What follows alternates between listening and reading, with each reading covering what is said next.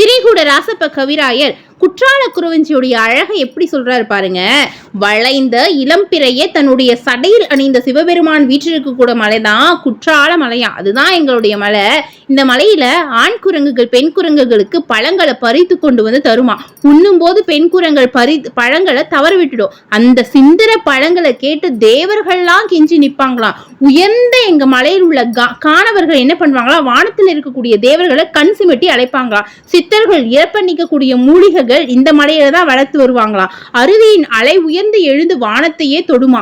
அந்த அலைநீரில் கதிரவனின் தேரில் பூட்டி இருக்கக்கூடிய குதிரைகளுடைய கால்கள் தேரின் சக்கரங்களுக்கும் வலிக்கு விழுமா. அதை எப்படி சொல்லிருக்காங்க, வானரங்கள் கனி கொடுத்து மந்தியோடு கொஞ்சும், மந்தி சிந்து கனிகளும் வான்கமிகள் கெஞ்சும், காணவர்கள் விழியறிந்து வானவரை அடைப்பர், கமல சித்தர் வந்து வந்து காய சித்தி விளைப்பர், தேனருவி திரையெழும்பி வானின் வழி ஒழுகும், செங்கதிரோன்